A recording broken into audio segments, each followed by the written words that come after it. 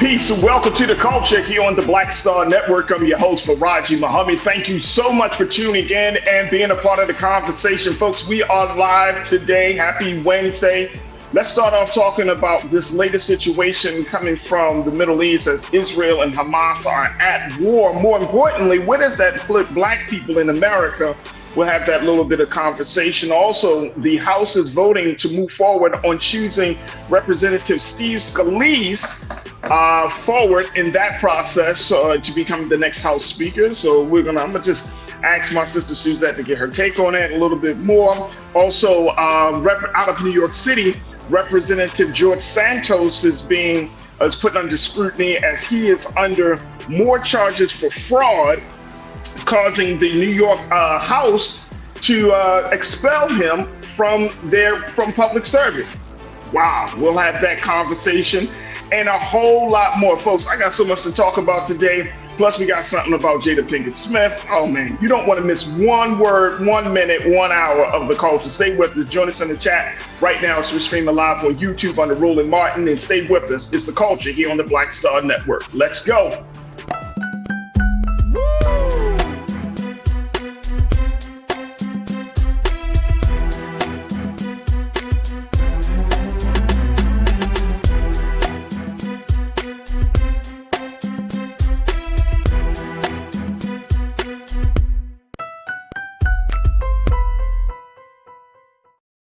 All right, folks, welcome to the culture here on the Black Star Network. I'm your host, Farajii. Thank you so much for tuning in and being a part of the conversation. Welcome, welcome, welcome. We are broadcasting live. Happy Wednesday. This is live show, folks. We're just getting ourselves prepared for next week's big summit. So don't sweat it. Don't sweat it. Things are coming together. But thank you so much for tuning in today to be a part of the conversation. Man, oh man, y'all, it's Wednesday and we have so much to talk about. And I'm going to be joined in a few moments by my sister, Suzette Speaks, who is an attorney, who is the host of her show, Suzette Speaks Show, right there on YouTube. So we're going to be checking in with Sister Suzette in a moment. But got a lot to talk about. The latest piece is this situation out of DC where Republicans have decided to move forward in choosing Representative Steve Scalise as the next House Speaker. So voting is happening right now. We're actually streaming this whole process right on our website at blackstarnetwork.com, blackstarnetwork.com. And while you're there, folks, just know that we are streaming on other platforms, including Amazon News and your Fire TV. We're also streaming on Plex TV 24 hours a day, 7 days a week.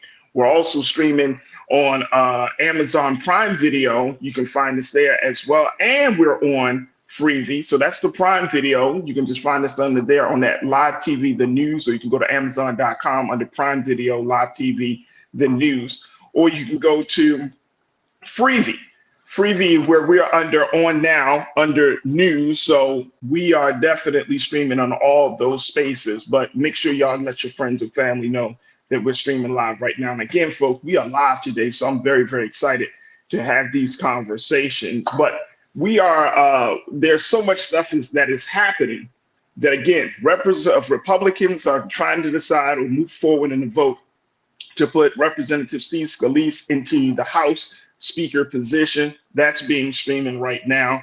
And of course, the big talk that's on social media and all across the country, especially yesterday, is the situation between Israel and Hamas, how Israel has declared war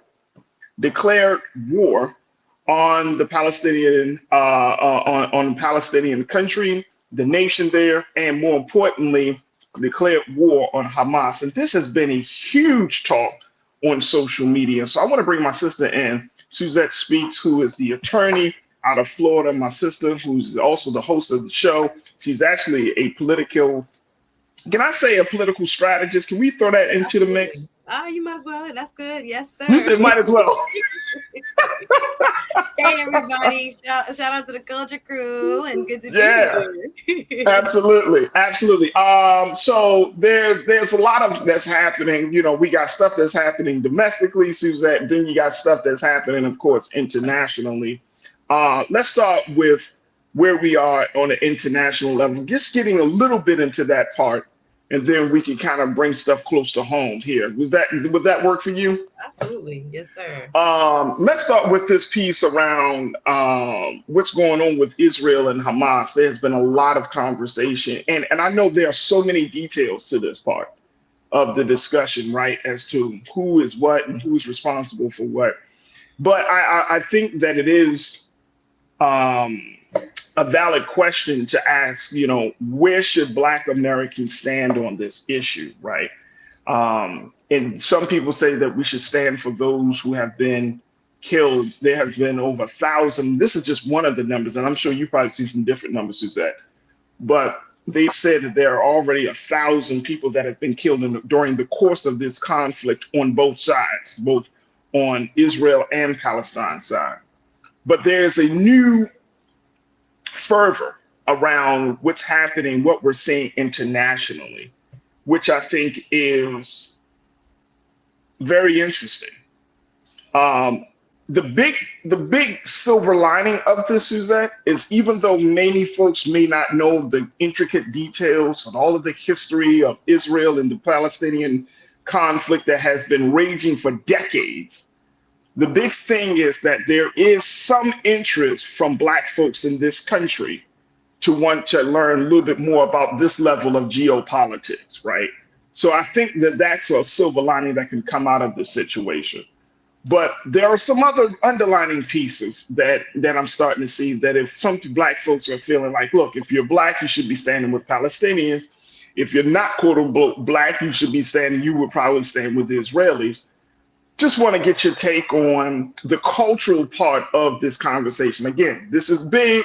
We're going to try to do our part to just break it down into small pieces. But I think culturally something is happening here where Black America is trying to figure out, where do I stand? And more importantly, who do I stand in solidarity with? Do you stand in solidarity with those who have been, quote unquote, historically oppressed in that part of the country, in that part of the world? Do you stand with Israelis whose women and children have been killed as a result of this latest attack from Hamas? It leaves us in a very peculiar predicament here. Yes, this is really a much difficult question to answer, because I'm looking at the complexities as you've raised that lie in the question as to, where we as African American, Black American people should show our solidarity. So first and foremost, as we always kind of point out, is that Black people, we are not monolithic. Black people are on many sides of this issue right now as we speak. I know there have not been any recent polling, because I was looking before we came live to say accurately what we believe, but there have been many articles like the one in the Griot recently, talking to one geopolitical expert as to what she is seeing. She works in national security, and her point of view was that she sees a split. Now, again, I think if you line up 10 Black folks from across the country, you are going to see a diverse a range of opinions, because people feel very strongly on both sides, if you want to call it as sides. I'm on humanity's side. But for me personally, looking at what happened, first and foremost, I want to acknowledge that this was a terrorist attack by Hamas. And no matter how you feel about the innocent people, whether those on the Israeli side, just the regular civilian, everyday people that woke up last Saturday at 7 a.m. with terrorists in their bedrooms, at their doorsteps, doing what savages do, cut open people, killing people in the most horrific ways. There is a larger conversation that is being sparked about, how did we get here?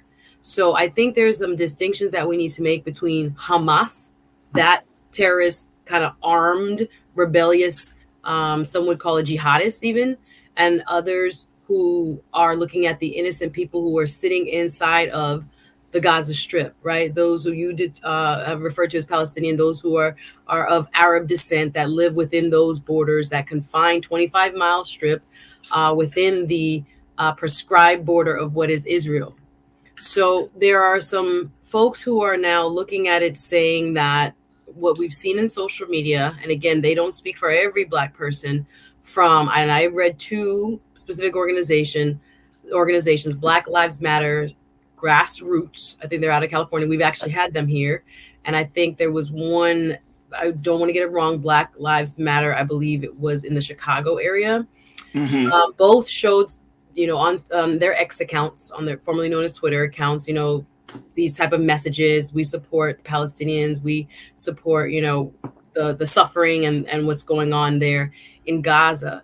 But I think we need to also, be very conscientious that there are a lot of African Americans that stand solidly with Israel and their right to exist and their right to self-determination, as well as see the plight of the Palestinian people, saying that they have a right to exist and to dignity and self-determination. So this is a very multi-layered answer, but I know we have to take a quick break, but we can get into it as to why there are African Americans and Black people as a whole across United States and the diaspora that feel, very strongly one way or another. So there's not one answer as to where we should be, but we've seen some vocal support for the Palestinian cause, but we've also seen folks come out and straight up condemn what terror was just unleashed on the Israeli people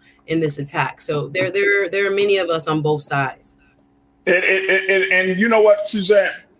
It's like I said, this is decades. So for those who are just becoming conscious of this thing, you have to, I think to some degree, you have to kind of go as far back to the beginning or as close to the beginning as possible and see, because I think that's where the root of the issues, and I think that's where the problems really start, considering that history. So I think you're right in the respect of, we're at this place. These two, nations of people we're right here. But it's going to be super important, I think, for Black America that we understand the history and try to listen to those scholars within our community who can give us some guidance, so that way we can have some light moving forward. Because as much as this stuff is happening and I see all types of stuff, like I feel like a lot of people, and I think a lot of us are still in the dark because this is not a part of your normal study of things. If you study geopolitics, that's one thing. If you keep up on what's going on in the Palestinian, Israeli, type of movements, that's something.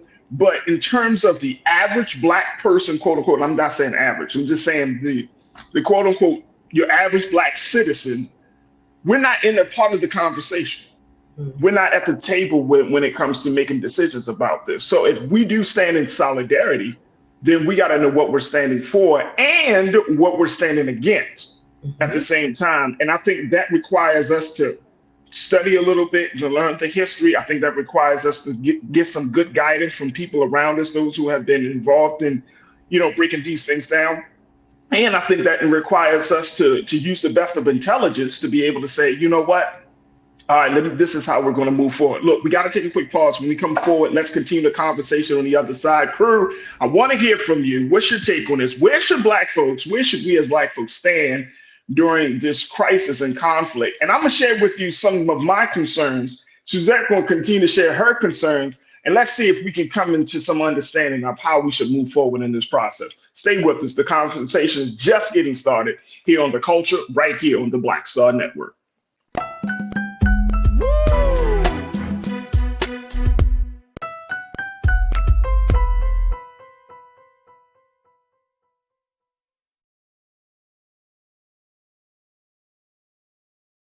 When you talk about Blackness and what happens in Black culture, we're about covering these things that matter to us, speaking to our issues and concerns. This is a genuine people-powered movement. There's a lot of stuff that we're not getting. You get it, and you spread the word. We wish to plead our own cause. Too long have others spoken for us. We cannot tell our own story if we can't pay for it. This is about covering us. Invest in Black-owned media. Your dollars matter. We don't have to keep asking them to cover our stuff. So please support us in what we do, folks. We want to hit 2,000 people, $50 this month, raise $100,000. We're behind 100,000, so we want to hit that. Y'all money makes this possible. Check some money orders. Go to P.O. Box 57196, Washington, D.C. 20037-0196. Cash App is $RM Unfiltered. PayPal is R Martin Unfiltered. Venmo is RM Unfiltered. Zelle is roland@rolandsmartin.com.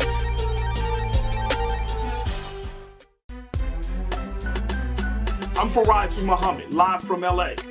And this is The Culture. The Culture is a two-way conversation. You and me. We talk about the stories, politics, the good, the bad, and the downright ugly. So join our community every day at 3 p.m. Eastern and let your voice be heard. Hey, we're all in this together. So let's talk about it and see what kind of trouble we can get into. It's The Culture, weekdays at 3, only on the Black Star Network. Folks, Black Star Network is here. Oh, no punching! I'm real revolutionary right now. Support this man, Black Media. He makes sure that our stories are told. Thank you for being the voice of Black America, Roland. Stay black. I love y'all. All momentum we have now, we have to keep this going. The video looks phenomenal. See, this difference between Black Star Network and black-owned media and something like CNN. You can't be black-owned media and be scared. It's time to be smart. Bring your eyeballs home. You dig?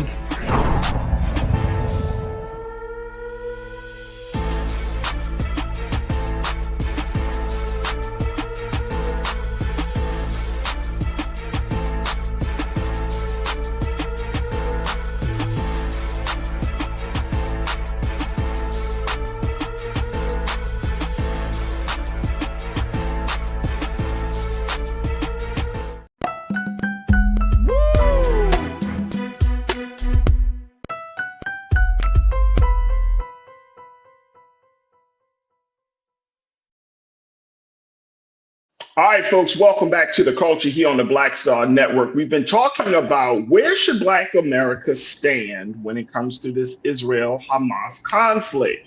Should we even take a stand? And I've been checking in with my sister Suzette Speaks, host and attorney. And Suzette, you know, there are so many different dynamics at play during the course of this conversation. My big thing is like, okay, I'm glad to see that Black folks are, expressing themselves and at least starting the process to understand geopolitics, because that's what this is, right? And more importantly, starting to understand some of the history of this. But there are many different dynamics. Here are some of the key factors that I thought, Suzette, and I want to get your take, and crew, I want you to join us in the conversation, because many of you, I will say some, I'm not gonna say many, Suzette, let's say some of the crew are simply saying, not our battle, staying out of it. We're going to stay out of this, you know? But my concern, here's my concern, y'all. As much as we'd like to believe, and I'm not saying I'm trying to be Mr. Doomsday here, but as much as we can say, all right, let's stay out of this, let's stay out of this. When I heard President Biden yesterday, Suzette, say 14 Americans were kidnapped, a couple of Americans were bombed or were killed during that attack by Hamas, I started thinking about, and y'all tell me if I'm wrong in thinking this.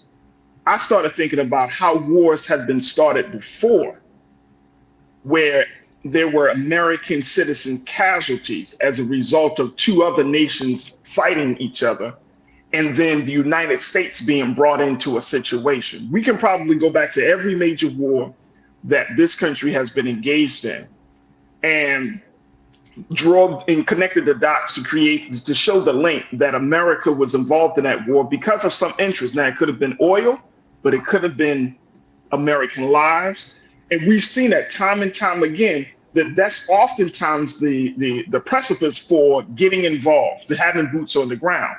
So when I heard the president say that, talking about the human atrocity of those who were killed by the Israelis that died, the ongoing conflict, and then when he said that, he started talking about those 14 Americans who were involved in this situation, kidnapped and everything, and some had died in all of those. I was like, oh my God, are we getting pulled in? Matter of fact, for those who don't know, Senator Cory Booker, who is, of course, the black senator, our black senator, he was over there when the attack started to happen. he said, according to a report, that he was just taking a jog, and one of his staff members had reached out to him while he was jogging and said, "You need to take cover." And then boom, the attack started to happen. So he could have been one of the casualties, an American casualties of that. So I'm just putting these things out here real quick, Suzette. But along with the loss of life and those who were kidnapped, the other elements that I see is that some people say Hamas does not necessarily, quote unquote, represent the Palestinians or the Palestinian efforts to, to broker some level of independence, that they're kind of working as this kind of rogue group, and they have links to Iran. So that's one of the things that I've saw. The other thing is, on the United States and Israel side, the unequivocal support, financial support, that the United States has given Israel each and every year. When you're talking about billions of dollars for military aids, unequivocal, unprotested, bipartisan aid that's given by our country to Israel. So that's another dynamic of this. And then I think the other point is Black Americans being able to stand in solidarity with those who are oppressed globally. That when we start to open ourselves up to reaching across the ocean to stand in solidarity, then that broadens the movement for us. And I agree with that.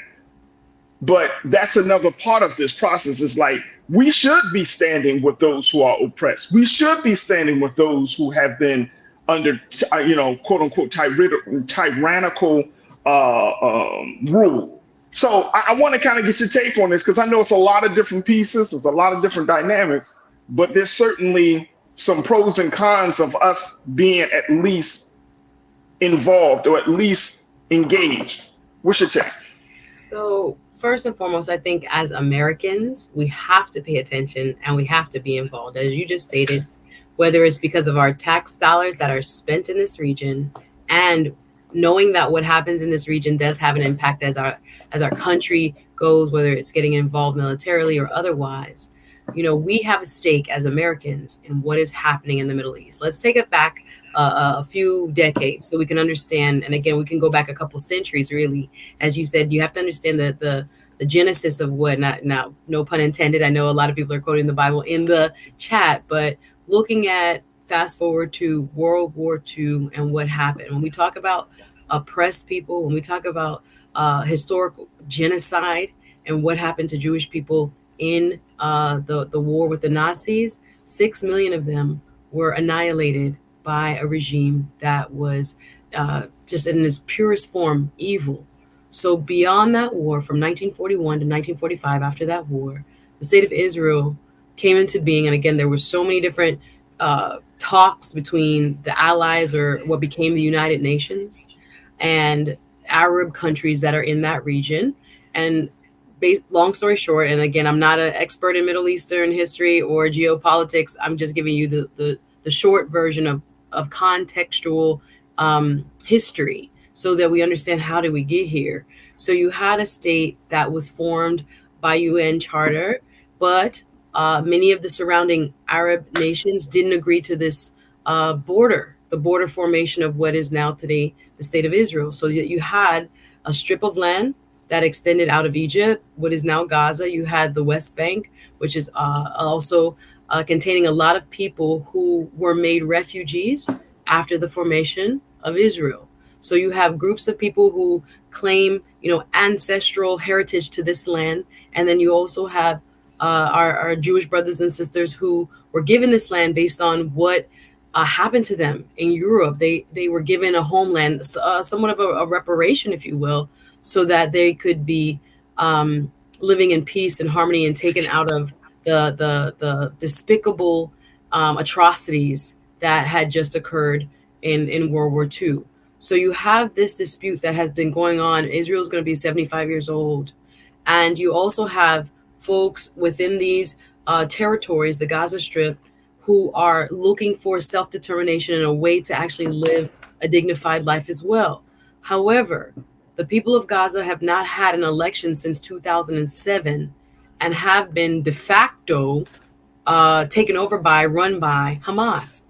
And again, there's a distinction between what is going on with the government of that, or the takeover of the military by, the military, which I call it outlying wing of terrorists called Hamas, and the actual people who want to live, breathe, and go about a dignified life. In Gaza, the poverty rate is about 81%. About half of the population does not work or has no means of earning a living. They depend on aid. And there has been a blockade of supplies for quite some time now, where there's no food, etc., only like aid-based relief for 2 million plus people. The size of the land is about twice the size of Washington, D.C., but has about 3 times as many inhabitants. 2.2 million or so people live there, and it is a grievous situation for them. Nonetheless, this militaristic arm has taken it upon themselves to, within its own charter, within that organization, Hamas's self-determined reason for existence is to destroy Israel. That's what there's no like, let's live side by side, let's figure out peace solution, let's figure out how we do this together. No, they have taken up arms, and as we saw in what they just conducted, did some of the most heinously barbaric and again, to civilians, not to another military, ran into people's homes, and because of their hate-filled ISIS-like approach, if you want to call it that, wreaked terror upon over 1,000 people in this surprise attack. They were ambushed right on the border there. Now the people in Gaza have to suffer, because what would you do if your country was attacked in this type of quite barbaric way? They shut off all water, all electric, all food and other supplies to Gaza. And now you have a civilian population that is in peril sitting there because of what a militaristic arm and that has controlled, if you will, the area and the government has done. So we want to make distinctions between the people who are leading this terroristic group and the day-to-day people that live and are trying to survive there. But nonetheless, we also have to look at what the mindset of those who have been oppressed. Again, I think people now look at the prosperity of Israel and prosperity of folks who, since the Holocaust, have come, mighty long way. But they too were, or are, I could say, very much a persecuted group. So when we're talking about people who are marginalized and persecuted, I think it can be there are ways in which people can interpret the same set of facts quite differently. But there are folks that know, because of the history of what happened during World War II, this was an essential step in forming some sort of peaceful and democratic established state in the Middle East. To bring it forward to now, if we look at who surrounds Israel, there have been a lot of governments, like you've mentioned, Iran and others, that are outright hostile to the United States. There is a geopolitical advantage of having a democratic partner in a state like Israel, so that we can exert our influence, like it or not, because that's what we're in the business of, right? Maintaining a world order, hopefully, that the United States can have influence in, and not creating a situation where there are countries that have other rogue actors. If they're Hamas in Gaza, there's Hezbollah and other enclaves. There are all kinds of terroristic factions going on, and the United States is looking at, again, a long-term partner. We also have to recognize there are a lot of people in Israel who have dual citizenship with the United States and Israel. So there are tons of Americans. I think a lot of elected officials. Yeah, exactly. A lot of elected, and I got to take a quick pause, Suzette, but that's part of the reason that I think we're in this situation as a country, just simply because we're so closely linked to Israel. And I'm saying, as a country, as an administration, every single administration from Biden all the way back have shown this this unequivocal support for Israel.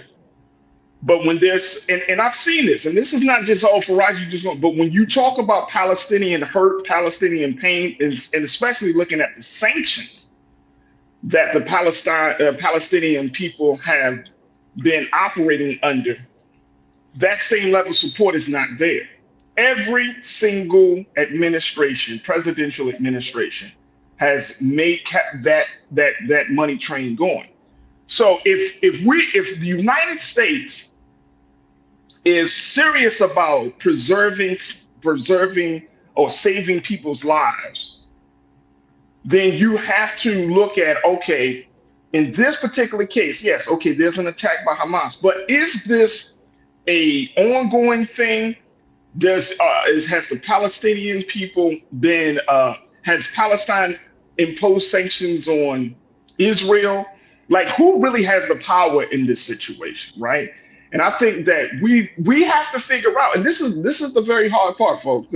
I'm not saying I got all the answers, or nor Suzette, but I think in a situation like this, you got to go down to what is right and what is just. And I think that's the only way to be. Now, the unfortunate casualties, we got to take a quick pause, but I'm going to share my thoughts on that, because as much as we talk about the human atrocities of this whole attack, or even in the ongoing fighting that has been happening for decades, this is war. And guess who creates war? Government. Government. We can talk about the effect, but you got to talk about the cause. You got to talk about the cause. Is it policy? Because if you put in sanctions on a group of people, that's considered a form of structural violence. If you're telling the people that they are less than, or you put them in a caste system, that's a form of structural violence. The human being will have to push back, because it is our nature as part of our DNA to protect ourselves. Just like what we experience here in this country. You keep pushing Black folks to the corner, and then guess what's going to happen? We're going to figure out and say, look, the government can't do nothing. The politicians can't do nothing. This institution not going to help me. That institution not going to help me. Therefore, I'm going to take matters into my own hands, and I'm going to start doing something. Because the human being can only suffer under injustice. The human being can only suffer in silence, but for so long. Look, we got to take a quick pause. When we come forward, more conversation. Crew, I would love to get your take on this. Stay with us. It's The Culture here on the Black Star Network.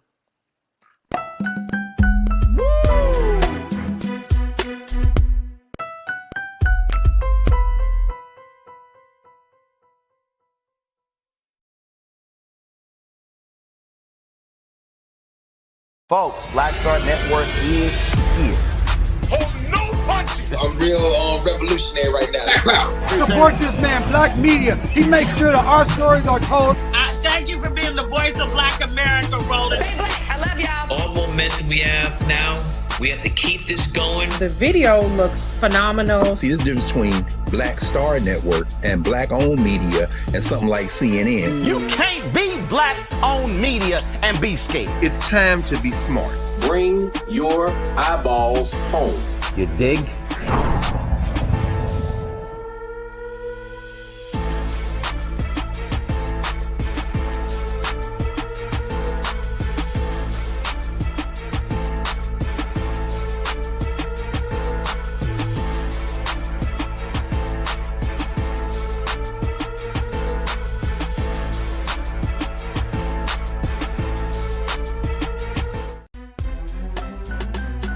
I'm Farajii Muhammad, live from LA.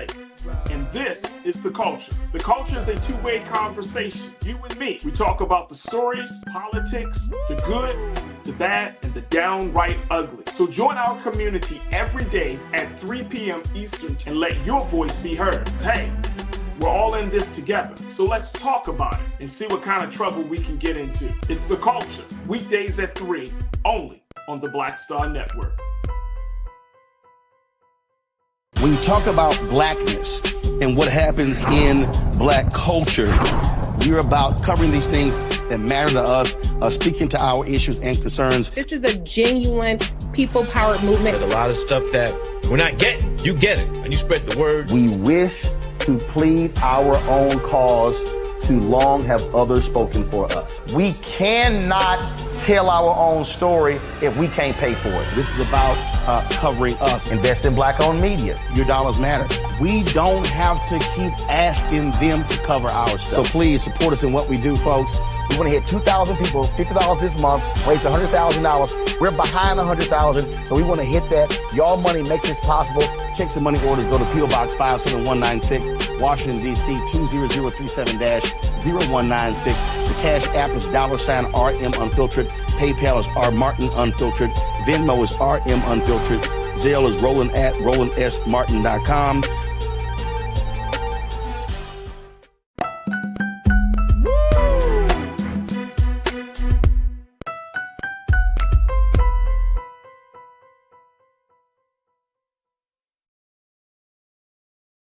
All right, folks, welcome back to the Culture here on the Black Star Network. I'm your host, Farajii Muhammad. I'm talking to my sister, Suzette Speaks, as we talk about where should Black America stand on this conflict with Israel and Hamas. And some folks are saying, Suzette, in the chat that we don't have any business being over there.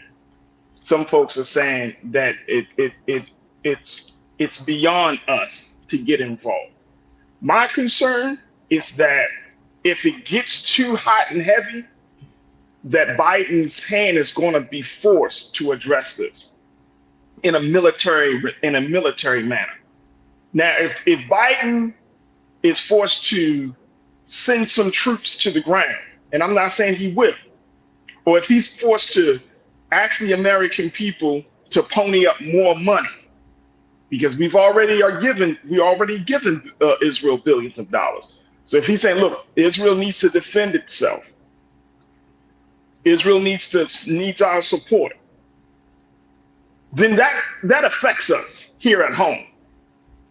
There's no geopolitical conflict, and I want all folks to understand, with this level of closeness, don't believe that this doesn't affect us, because it's either going to affect our mind, our pockets. It's going to either affect the culture in this country around the conversation about how to treat Jewish people versus how to treat people from Palestine or folks from that part of the world. I remember when 9/11 happened. When 9/11 happened, being a Muslim in this country was treacherous. Treacherous. And any sign of somebody using any type of language, Arabic language or Arabic or anything like that at that time, it was such a high sensitivity against Muslims and Islam, that Islamophobia, as they termed it. So this stuff happens. This stuff really bothers us. This stuff can truly affect us. And Suzette, I'm not of the mindset of that's over there and we're over here. I feel like, we should keep our minds on what's going on. It may not affect us at this particular moment, but look at what's happening with Russia and the ongoing fight with Ukraine. Now we got this jumping off. America has her hands in both of those conflicts. How will it not affect us as Black people in this country? Yeah, if it affects America, it affects us. There's no separation there in my mind's eye of why we need to pay attention. It's our government and what our leaders are doing in response to either conflict, obviously, to me, impacts us, whether it's our military's involvement, whether it's our purse, as we say, the power of the purse and what we fund. But of course, we are taxpayers, we are citizens, we are people who have a vested interest in making sure our country does well, and therefore we can live this American dream that we speak of so often. But looking at the comments also, I gave a very brief overview of why we are here.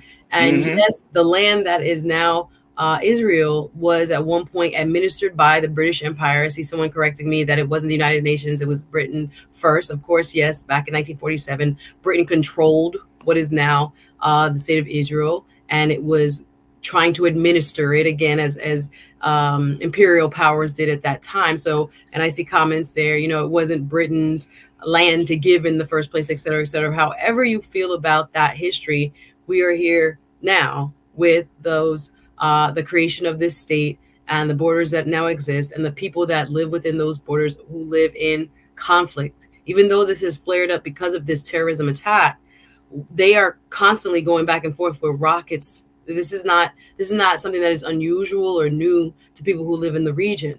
This has now come to a head because of the nature of these atrocities that we saw just this past weekend. When speaking yesterday, President Biden, I think he said it was about 22 Americans that had died so far. Yeah. And again, several are expected, as you mentioned, to be held hostage. These include women. These include children. These include elderly. These include Holocaust survivors. And thinking about, again, the nature that Hamas has undertaken with this attack, it's savagery. It's bludgeoning. It is, again, medieval in a sense. I cannot find an adequate description of what actually took place in hand-to-hand combat with these terrorist fighters and everyday people who were minding their business at 7 a.m. in the morning, people who were at a music festival, 20, 19-year-olds sitting, outside chilling. That was an international show. A lot of people were in town from other countries, didn't have the perspective of what was really happening when they started seeing rockets overhead in the distant sky, only to find bullets shooting their friends and neighbors. Over 260 plus people died driving away, trying to get away from militants who had invaded this music festival in the desert there close to the border. This was a very sick and really tragic and terroristic. It doesn't seem to fully encompass what actually happened. So any government that type of incursion happens to, they're going to respond. And again, there are innocent people sitting in Gaza that didn't shoot a bullet, that didn't have a vote on what is going to happen and what Hamas is going to do. Some don't even really support Hamas. They want to just, again, live with dignity and the right to self-determination. But now we have a larger scale war.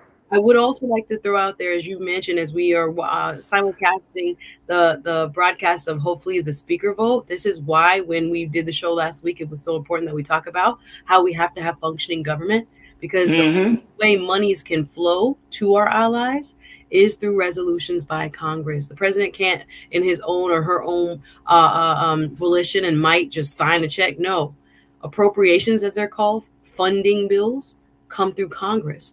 And our House, as we have been sitting for the past almost week without a president, speaker, of the House, we couldn't conduct this business. That's why it's so important that we have functional leadership. And what Matt Gaetz and his colleagues in that far right kind of, again, terroristic, legislatively speaking, part of the Republican caucus did, that's why it matters.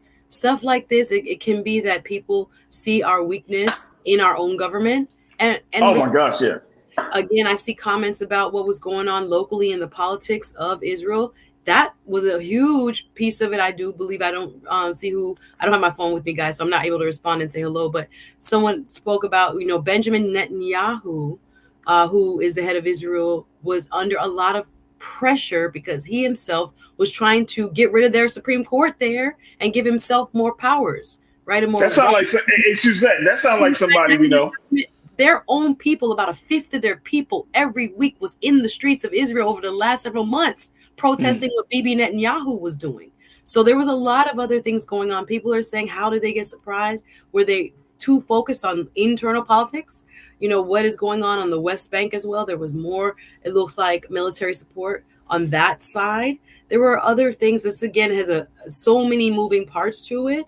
But again, I think if you were a country that somebody did this to your people, your natural response is time to go to war. And I don't like to see it. I wouldn't want to see it. I would love to see something where there's a humanitarian corridor for people in Gaza, for food, for water, potable and things like this for innocent people who have nothing to do with this in terms of what Hamas has perpetrated on the Israeli people? All right, let me get a couple of comments from the crew here. Let me see something here. This is from my brother Willie Frazier. He said, "This is colonization and apartheid. Take out Israel and Palestine and put in indigenous Africans and the Afrikaans. Same thing." Tiana, you checked in and said, "This world has become chaos and disorder." Monkey Confessions, you said, "American Nightmare. We built the American dream for other people who came by choice." Karen, you said, "We are Israel." Thank you so much. Tiana, you said, "It's going to affect us economically." Andre Cross, you said, "I have no loyalty to either or any nation/state who engages intimidation tactics to control less stable neighbors. This is troubling in mind for sure." Absolutely. Lori Parks, you said, "It's affecting the whole world." That's the nature of when things like this happen, it affects the whole world. We've seen that with the Russian-Ukraine situation and impact that it has on Africa and all of the other nations. Like, this is not going to work in some silo.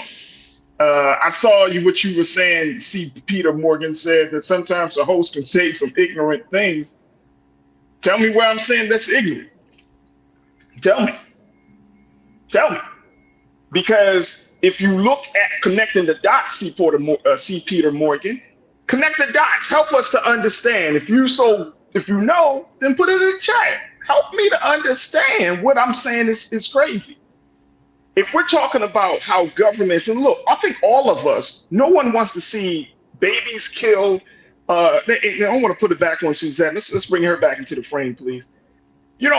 Sean King on IG, one of the activists there on that space, he posted this video of children, Palestinian children who were blown apart, just really not blown apart, but they were severely injured.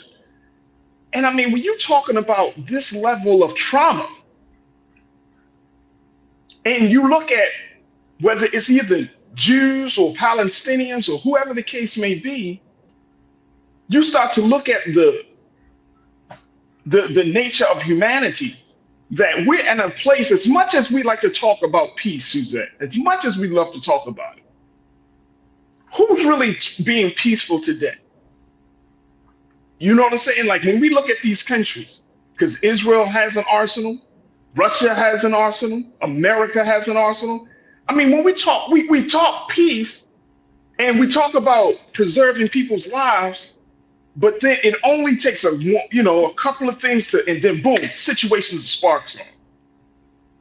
And the sad part about it is, yes, there are innocent people. People don't want to wake up. Nobody wants to be engaged in war unless you still have those who have been radicalized politically and socially.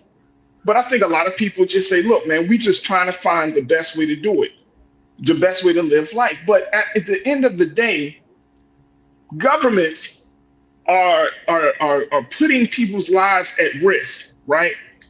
With policies, with sanctions, with removal of money or adding to money. And all of these things are happening without the American people truly knowing what's happening. All of these things are happening without being really informed, because we're getting one set of information on this side, and some would call it propaganda. And then on the other side, something else is being presented about the American people. So when the American people, when we're moving and traveling and going other places, and they ask questions like, "You from America? And what you doing? Oh, okay. So do you know what your country is doing?" And we're left in looking crazy. Mm-hmm. I don't know if that hasn't happened to anybody, but if you ever travel abroad and somebody questions you about what's going on in this country, and you left looking crazy, did you know America? And you like, I didn't know, because we don't know. We don't know how far our government will go to hold on to power. We don't know what deals are being made in the back doors of Congress. We don't know. We don't know. We don't know. And so when situations blow up in the way in a situation like this, or with Russia or anything like that, Now there's this talk of being human. There's this talk of having humanitarian effort. It's this talk of defending those who can't defend themselves and all of that stuff. But what got us to this point?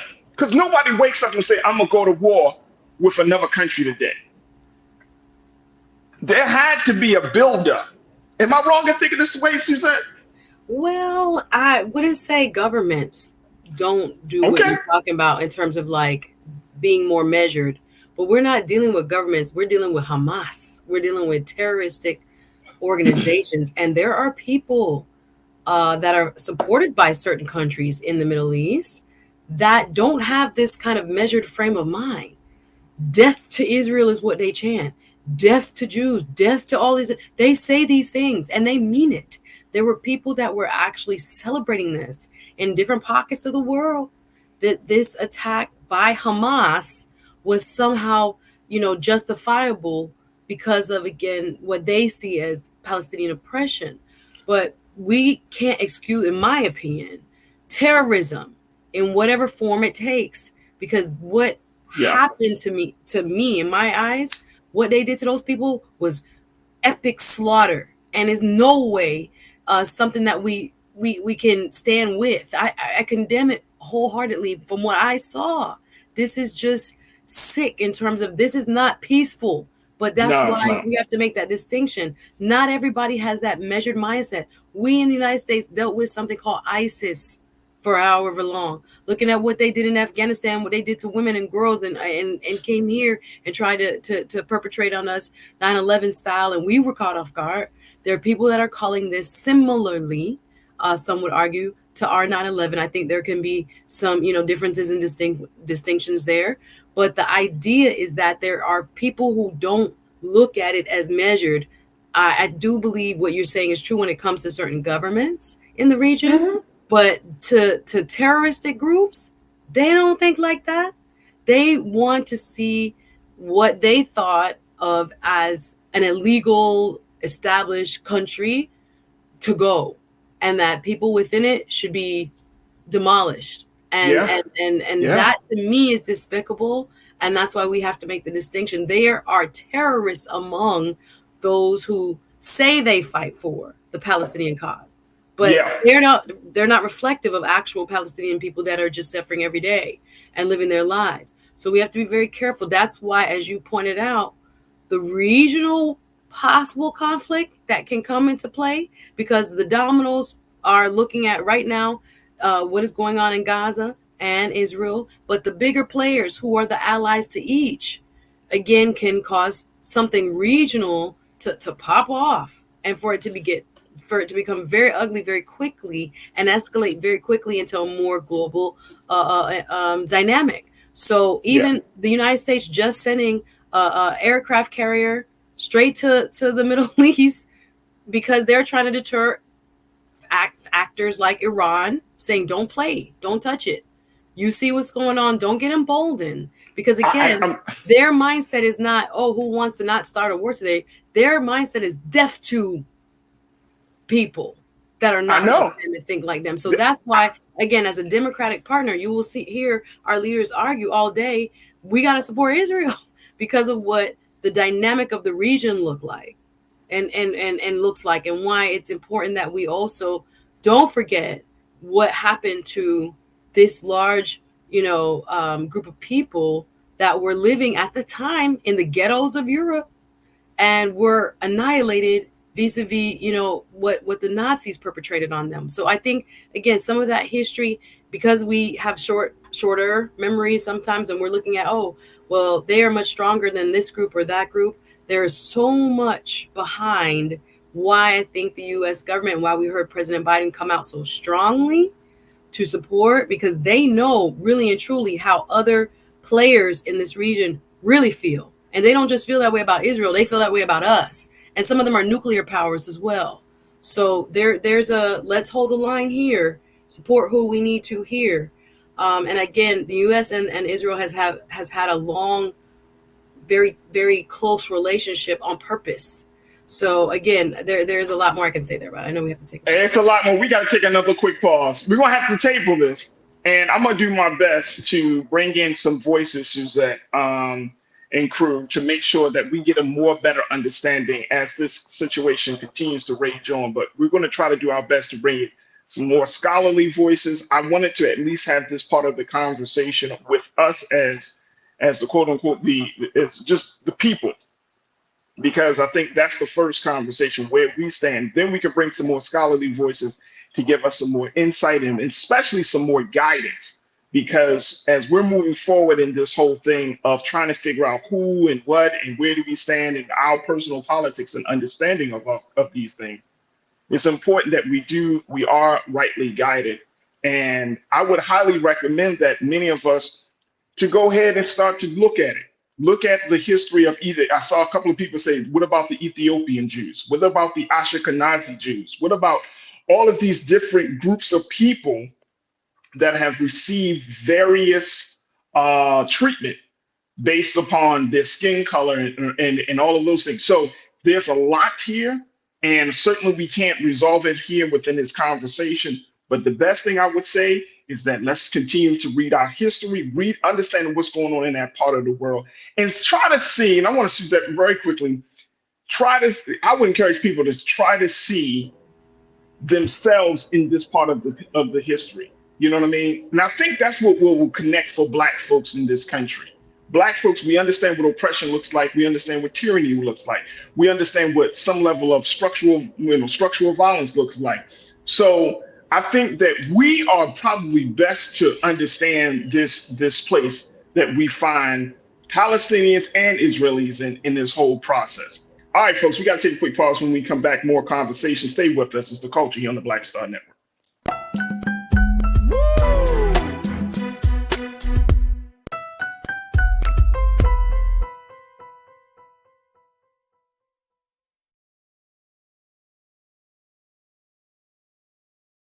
Black Star Network is here. Oh, no punch! I'm real revolutionary right now. Thank you for being the voice of Black America. All momentum we have now, we have to keep this going. The video looks phenomenal. See, there's a difference between Black Star Network and Black-owned media and something like CNN. You can't be Black-owned media and be scared. It's time to be smart. Bring your eyeballs home. You dig? When you talk about blackness and what happens in Black culture, you're about covering these things that matter to us, speaking to our issues and concerns. This is a genuine people-powered movement. There's a lot of stuff that we're not getting. You get it, and you spread the word. We wish to plead our own cause. Too long have others spoken for us. We cannot tell our own story if we can't pay for it. This is about covering us. Invest in Black-owned media. Your dollars matter. We don't have to keep asking them to cover our stuff. So please support us in what we do, folks. We want to hit 2,000 people, $50 this month, raise $100,000. We're behind 100,000, so we want to hit that. Y'all money makes this possible. Check some money orders. Go to P.O. Box 57196, Washington, D.C. 20037-0196. The Cash App is $RM Unfiltered. PayPal is R Martin Unfiltered. Venmo is RM Unfiltered. Zelle is Roland at RolandSMartin.com.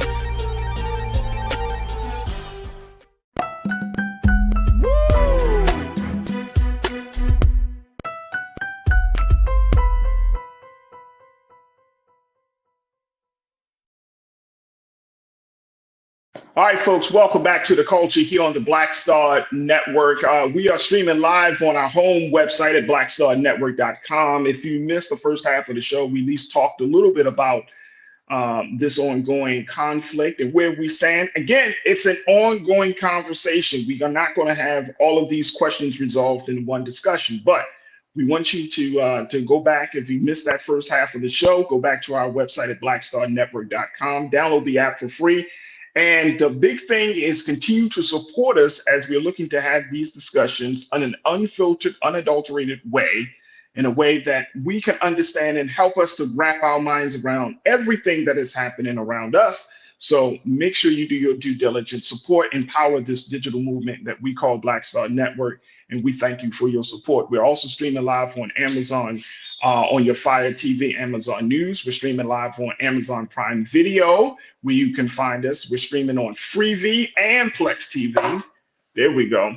So we got a couple of platforms we're streaming on, of course, on social media under Roland Martin, and on YouTube. You can find us on YouTube under Roland Martin. That's also where you can join us as being part of our online culture crew, where we have a very, very dynamic group of folks who come in and have these discussions amongst themselves. We have it with them, you have it with you, and we just try to do our best to kind of navigate through all of the chat to get to some understanding, to get to some truth telling, and hopefully to find some solution on how to move forward. So we thank you for your continued support. All right, folks, speaking of those who can't speak up for themselves, everybody's been talking about the babies. Well, this is the latest motivation coming out of the state of California, as California is looking to be another state that will implement what is now being called the Ebony Alert. This is an alert that would focus on missing Black children and Black youth. We have all are familiar with the Amber Alert. This is specifically designed and tailored for Black children and Black youth. Now, this is something that was this came into existence as a result of a law from California Senator Stephen Bradford, the Democrat out of Gardena. He said, quote, take a look at this, folks. He said, African Americans, whether they are children or young adult, are often listed as runaways. He's the author of a new law that creates Ebony Alerts for a community disproportionately impacted by missing youth. He said African American young adults make up almost 40% of those individuals who come up missing. He said it's going to put significant change in how we react and it's going to put significant change in how we react and how we respond. Another lawmaker has pointed out, as well as we talk about this Ebony Alert. So this is a way, and I want to bring my sister Suzette back into the frame on this. Thank you, Suzette. This is a way for us to kind of like change the conversation, right? Something that comes to my mind is that when we had those that situation with Carly Russell, I think that's the sister's name, who said that she was kidnapped and it was all found out it was a fake. You know, she made up the story. But the fact is that there was a lot of conversation about who is looking out for women, who is going to take the woman's story. And I feel like this is the same way for children, right? And I'm glad Senator Bradford made this point, that when Black children go missing, Black youth go missing, they kind of cast aside. Now, here's the other thing. It is interesting. If you watch any type of documentary about children or anything like that, this actually happens to white children as well, too. Police just do not do a good job, I think, Suzette, in listening to parents and families when these situations come up. It's just like, oh, how old is your child? 14, 15? And your child could have been snatched up somewhere because of an online situation or because they were walking down the street. And police, oh, well, they'll come back home. They'll come back home. So I'm happy to know that here in the state of California, there is going to be an alert system specifically designed for Black children and youth. What's your take on this?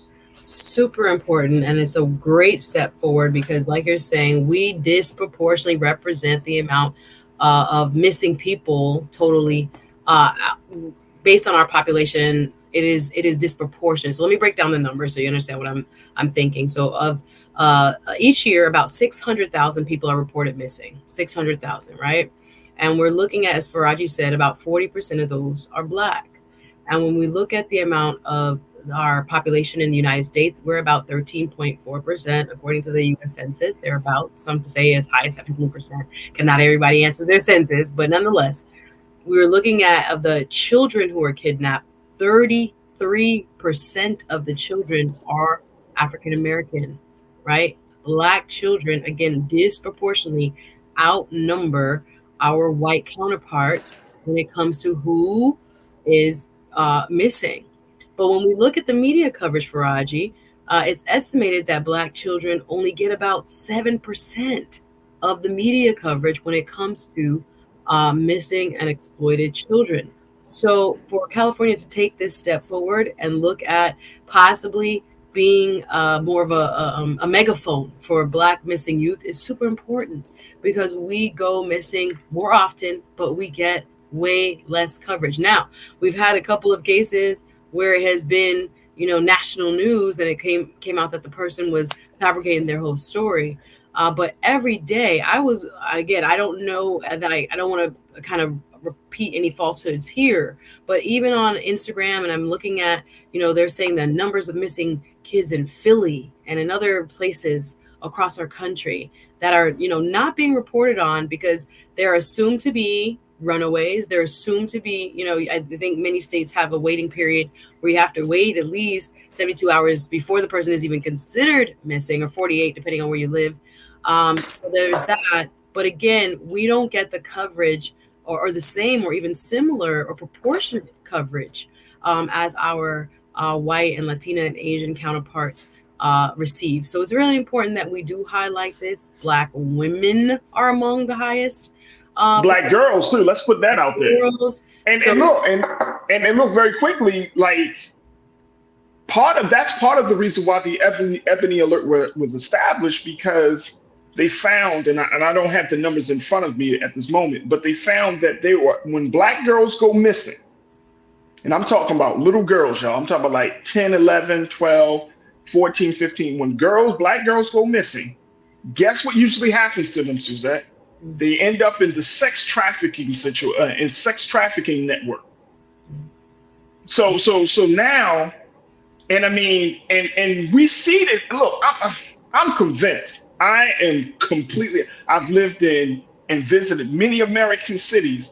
When I see some of these young sisters on the street, I'm convinced that they are part of some sex trafficking ring. I'm convinced they might be on the street during school hours. They might be on the street during late night hours. They're on the street looking completely out of it. And my heart and my prayers go to these families and to them sisters, them little girls, because this is a tragedy. And it's one of those things that we don't talk. I'm not gonna say we don't want to talk about. We just don't talk about quite as much. That the fact that your daughter, your niece, your granddaughter can be caught up, whether it's by coercion or whether it's by some violent kidnap, can get caught up in a situation where she's being trafficked. And so it's necessary. Someone asked in the chat, let me just check here. Very correct. Raw talk, real deal. You said, will we then have brown and other ethnic alerts? I don't know. But I'm happy we got an Ebony Alert. And if there are other alerts, so be it. I wouldn't be discouraging that. It's okay for other people to advocate for that as well. That's fine. I don't think it has to be either or. It can be both and. It could be. I agree. I totally agree. So I don't think that, but I think that the conversation about children, it's a little touchy, especially when it's about these girls. It's a little touchy. Are we really screaming out when girls are kidnapped, when girls are trafficked? Is there enough of a choir to hear to show that, look, our Black girls are important? That's my concern. That's why I think this is an awesome system for us to put in place. And I hope they put it in place in other states. Absolutely. And I would kind of just ask our audience to do their part as well. And I know it has happened to me. South Florida is a big hub for human trafficking. Central Florida, Orlando area, ATL, other places around our country, unfortunately, have become hubs for snatching people and putting them into this sex trade. And I think I read somewhere that there was a wonderful, I think it's nationalized now, hotline that I had it saved in my phone. I don't have my phone. It's being fixed right now, but a hotline saved that when you see something, you can call. I've seen situations like what you have described, Farajii, where I'm looking and my spirit is just so uncomfortable with a young lady with like a group of men or a very young child. I saw her in a park one time, and the way her clothes were like, her shirt was off the shoulder, and I'm like, it's something about this that bothered me. Call the local police department non-emergency number, or call the possible human trafficking numbers. If you can Google it real fast on your phone, or just call the non-emergency number. It's better that you call an officer, come to the park. There's somebody that looks really weird. I asked this little girl, that's your dad? Is that your uncle? Who is that? They don't answer. Sometimes they don't answer and things like this.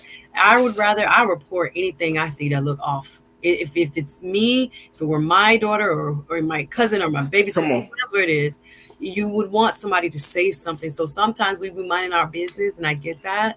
But oftentimes what can stop this type of exploitation is a good, person, a Samaritan that just says, something is really weird about that whole situation. Let me alert an authority and they can come check it out. Right. So I think it's important that we don't, put ourselves in a position where we feel afraid to say something, because we know, in your spirit, sometimes when you look, you like, something ain't right there, and it could save a life. And I'm glad that you say that, but I think that this also helps to address that larger part of the conversation where do you, believing Black girls, believing Black women, that discussion that we've been having over these past few months, that if a Black girl says, look, if she goes missing and she ends up again, we gotta believe we gotta believe these girls. We gotta believe the boys, right? Because boys are traumatized and victimized just as much as girls nowadays, right? Boys can get caught up in a situation. And so it's not easy. I know it's not easy for us to talk about the idea that you can take a 13-year-old girl and then put her on in some space like that. It's not easy, but we got to believe them. We got to believe them. We got to do all of our due diligence. And back to the police very quickly, Suzette. If your local police department does not take the case seriously, you don't stop fighting. You don't just accept it. You don't just sit home and wait for that child to return back home. You don't stop fighting. I know that in some cities and states, they have a police, then you go to the sheriff's department. If you don't have nobody in the sheriff's department, hell, you go to the FBI. You know what I'm saying? You don't stop fighting until somebody hears you and listens to your story and believes what you got to say, because that's how valuable these children are. So big shout out to Governor Gavin Newsom for putting something like this into place. More importantly, big shout out to Senator Bradford for creating a law to create the Ebony Alert. I think it should be done in every state. Hopefully it does. I see some of the crew is saying, one person, Kathleen Davis, you say, I pray Michigan is next to adopt the Ebony Alerts. Absolutely. We got to make sure it's done. Look, we got to take another quick pause. When we come forward, let's talk about relationships. I know that's one of your favorite things you discuss in your show, relationships. Jada Pinkett Smith. I'm gonna just share that with y'all. Look, we'll talk about it on the other side. Stay with us. The conversation is up next, right here on The Culture on the Black Star Network.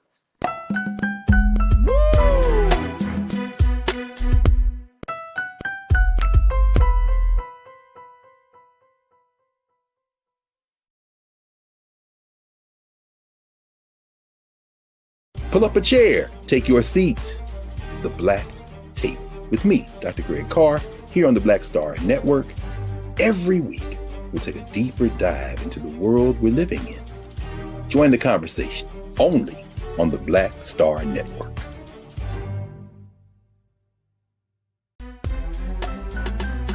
I'm Farajii Muhammad, live from LA. And this is The Culture. The Culture is a two-way conversation. You and me. We talk about the stories, politics, the good, the bad, and the downright ugly. So join our community every day at 3 p.m. Eastern and let your voice be heard. Hey, we're all in this together. So let's talk about it and see what kind of trouble we can get into. It's The Culture, weekdays at 3, only on the Black Star Network.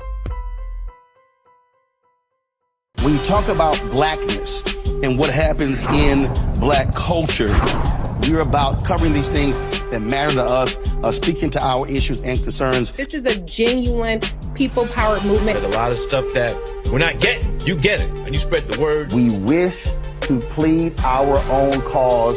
Too long have others spoken for us. We cannot tell our own story if we can't pay for it. This is about covering us. Invest in Black-owned media. Your dollars matter.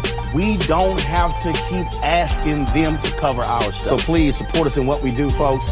We want to hit 2,000 people, $50 this month, raise $100,000. We're behind 100,000, so we want to hit that. Y'all money makes this possible. Check some money orders. Go to P.O. Box 57196, Washington, D.C. 20037-0196. The Cash App is $RM Unfiltered. PayPal is R Martin Unfiltered. Venmo is RM Unfiltered. Zelle is Roland at RolandSMartin.com. Folks, Black Star Network is here. Oh, no punches! I'm real revolutionary right now. Support this man, Black Media. He makes sure that our stories are told. Thank you for being the voice of Black America, Roland. Stay black. I love y'all. All momentum we have now, we have to keep this going. The video looks phenomenal. See, this difference between Black Star Network and black-owned media and something like CNN. You can't be black-owned media and be scared. It's time to be smart. Bring your eyeballs home. You dig?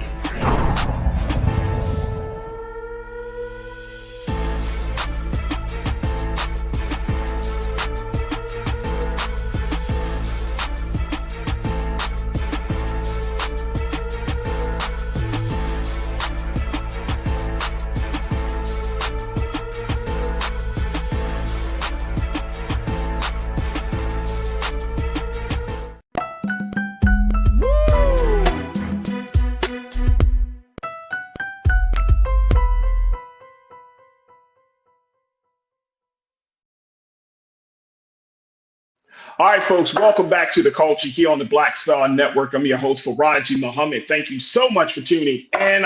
Let me bring my sister back, Suzette. Oh, Lord. Here we go. I can't even. All right, y'all. So if you did not know, Jada Pinkett Smith is back in the news for a good thing. She is about to drop her new book called Worthy, and it's about some things that happened in her life, telling her own story, which we certainly applaud. Jada's book will be dropping on October the 17th, but she has been talking to the media about some of the tidbits as to what we can expect in those pages.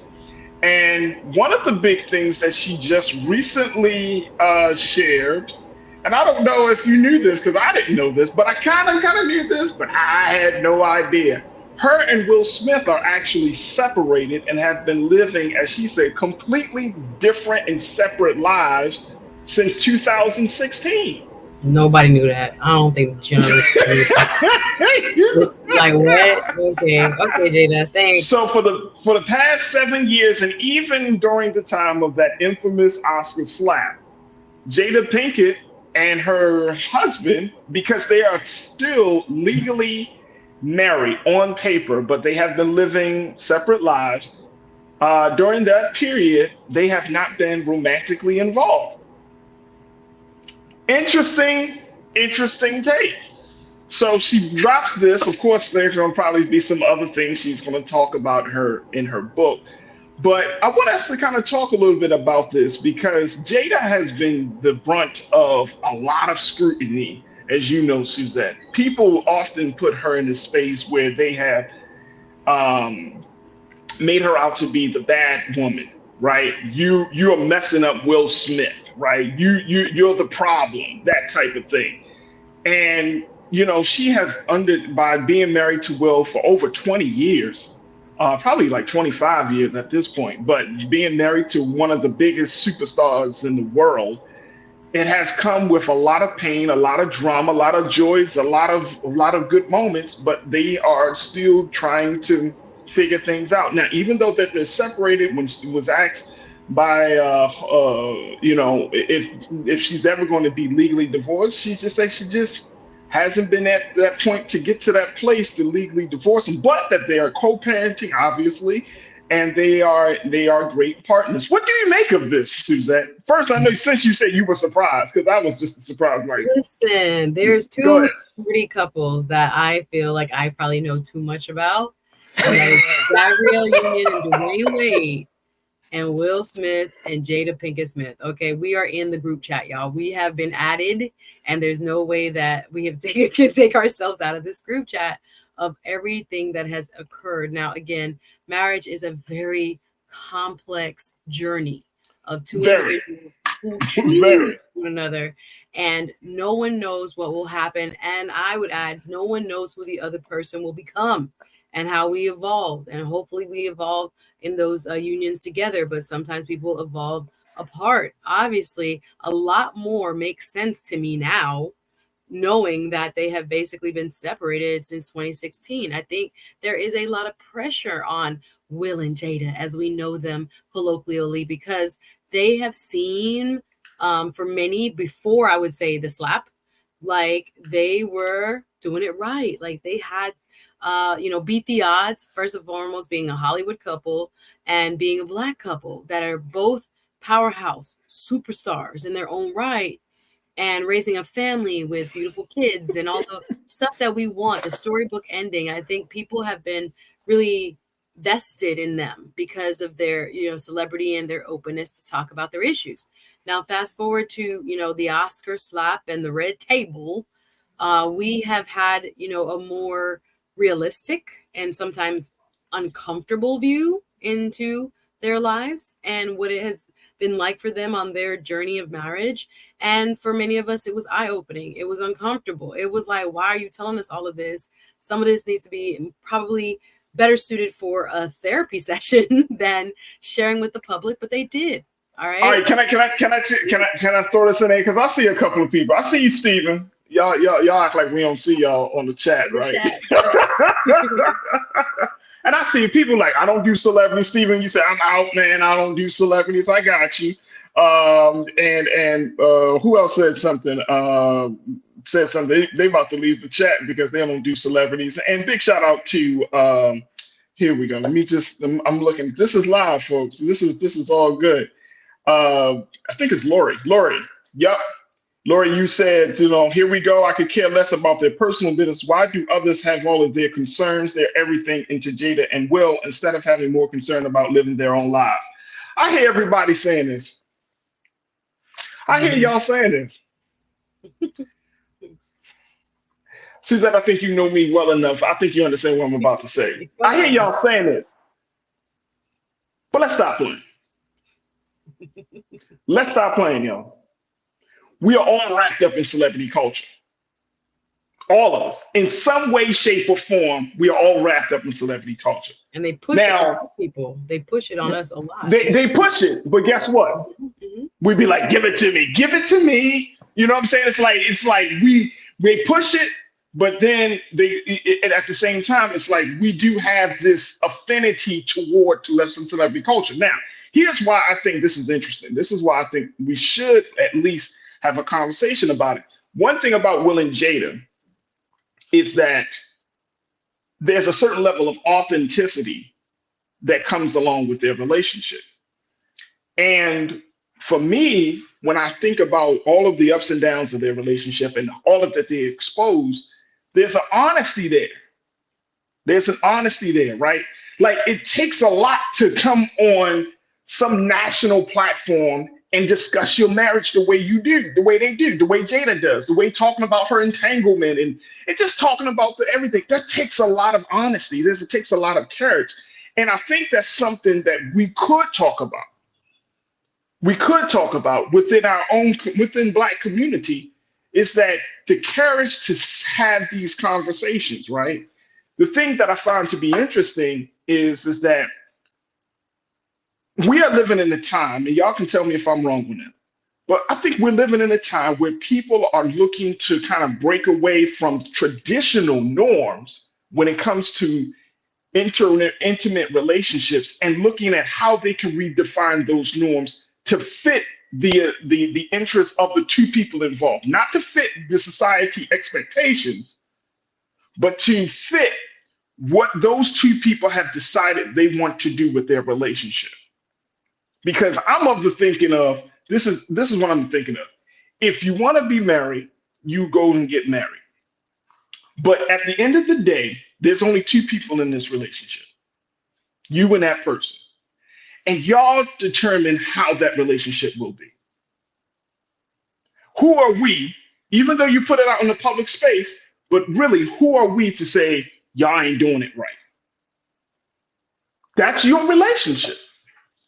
That's between you, that person, and the creator. That's your relationship. These are not two people that are like completely out of it. They don't have consent. That's their relationship. And we look at other people's relationships, right? We look at prime example of this, Oprah and Stedman. I had a chance to meet Stedman, had him on my show when I was doing a radio show back in Baltimore. He came into the studio.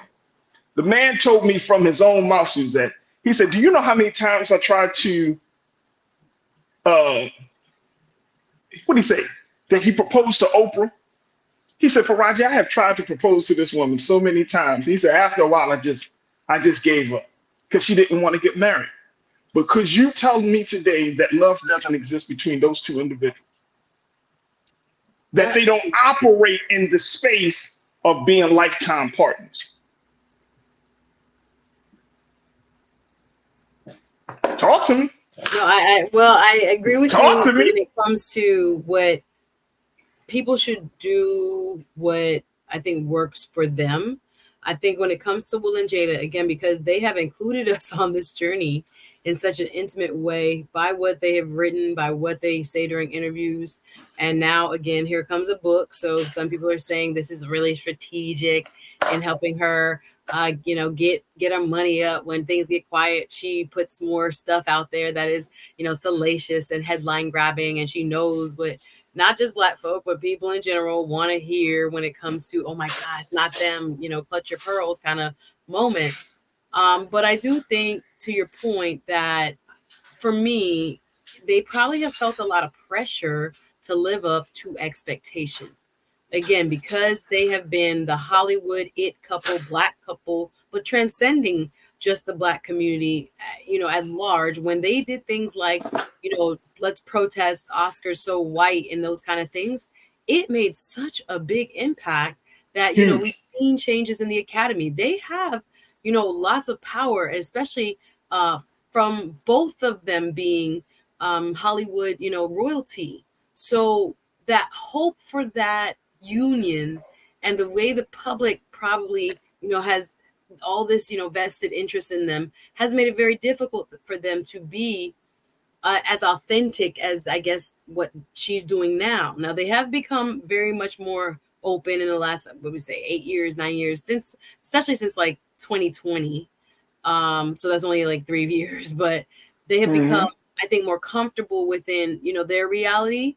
And I think if they have been separated, and it's almost like saying, just by the tidbits, I haven't seen the whole hold a copy interview yet. It hasn't dropped yet, but to look at like how they have to almost bring the couple, like the country, the public along their journey. Because again, my brother talks about this. People make more money when they're married. There's a whole industry around a man being coupled up, a woman being coupled up, and that brand for both of them increases in value. We can have a whole conversation about that. That's the it's really hard when the reality is not what the public wants, and the reality is they have actually been separated for quite some time, and it took them this long to get comfortable with, or to make us comfortable with, like, after the slap, we just knew, okay, something really, really wrong here. So, but now it's finally like, let us breathe, let us live, let us give you what is really happening. No one really knows what's going on in anybody's household, honestly. No. But here they are finally, another button being pressed, another TMI, but maybe they need it so that they could live. When you see it like this, Roger, I believe somebody about to out somebody with a side relationship, and somebody got some pictures of somebody, and so they have to, get ahead of it. There's one theory, not to say that happened here, but allegedly, this is just their way of, I think, bringing the public into their current reality, which they already knew. They was living separate. They already knew. They have kind of like moved on. Even sometimes watching Will Smith's Instagram, I always wonder, you'll see, Jaden and Willow and his big son Trey in some of the videos, but you never see Jada. I'm like, you're in Patagonia. Where is Jada? You're in this. Where is Jada? Like, I always wonder, he must take one vacation a month. Like, how do they make this work? But you never know based on social media. So that's why. But see, that's what I'm saying, though. It's not. Don't get too vested because you really don't know what's really going on. Hey, and that's a good thing. We got to take a quick pause, but that's a good thing. You don't get too vested in celebrity couples, but more importantly, like, that's their life, right? Like, they've been doing this for 7 years. So if they've been doing this for 7 years, that just simply means that they have come to this place of like being comfortable with their new circumstances, right? But they were still showing up on red carpets together. And they still showing up on red carpet. And I mean, and who knows? They might get back together, but they're not together at this point. But it may happen. But I just think that, you know, if people want to have a relationship a certain way, it's okay. If they want to have if they're still maintaining some level of some sense of stability within the household, right? Their children are a little bit older, so it's not like they're dealing with small children. But they still maintain some stability, respect within the relationship, respect for each other, and creating love for each other. When she opened up her book, and I'm gonna take a quick pause after this point. When she got the book, she did a video on, I think it was Instagram, but she did like a book, you know, she was showing the box being opened, and she was like, this is the first copy. Her whole family was standing around her. Will, children, Trey, her mom, everybody was standing around her. You see what I'm saying? And I think that when we're talking about these relationships, when things get rough, it's easy to be like, well, that's just messed up. But sometimes you just need a little inspiration. And I think so, because I think if you look at the numbers of people who are actually divorced in this country, it's getting higher and higher. Let's look at the number of people who are not getting married. Let's look at the number of women who would rather have children than actually being married. This dynamic of the relationship, the culture of relationships is changing dramatically in this country. And so what do we want to see? Everybody is not going to walk down the aisle. Everybody's not going to be in a relationship for 20, 25, 30, 40 years. We're in a different time. Now, does that mean it's good? Is it not bad? Yeah, I think it just simply means that people are just trying to figure out how to live their best life, quote unquote, with a partner. And I think that certain structures are falling down. So we just have to figure it out, right? This is a time and a period and a culture of change and transition. And I think it's interesting to see how this thing plays out. Look, we got to take another quick pause. When we come forward, let's continue the conversation. I'm sharing what you got to say on this, folks. And of course, we'll continue our discussion with Suzette. Stay with me. It's The Culture here on the Black Star Network.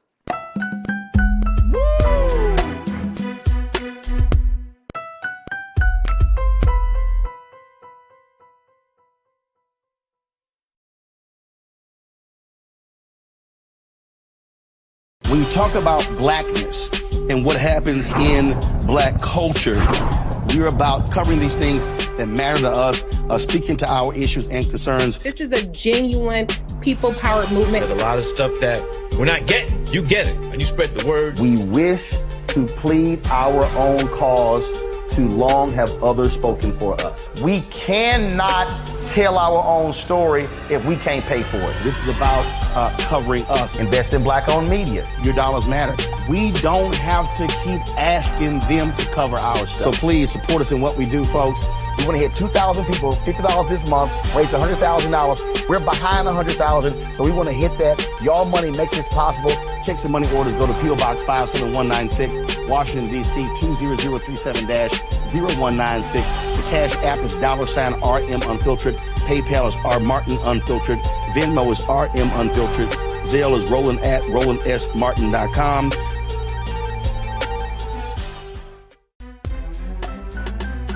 I'm Farajii Muhammad, live from LA. And this is The Culture. The Culture is a two-way conversation. You and me. We talk about the stories, politics, the good, the bad, and the downright ugly. So join our community every day at 3 p.m. Eastern and let your voice be heard. Hey, we're all in this together. So let's talk about it and see what kind of trouble we can get into. It's The Culture. Weekdays at 3, only on the Black Star Network. Folks, Black Star Network is here. Hold no punches. I'm real revolutionary right now. Support this man, Black Media. He makes sure that our stories are told. Thank you for being the voice of Black America, Roland. Stay black. I love y'all. All momentum we have now, we have to keep this going. The video looks phenomenal. See, this difference between Black Star Network and Black-owned media and something like CNN. You can't be Black-owned media and be scared. It's time to be smart. Bring your eyeballs home. You dig?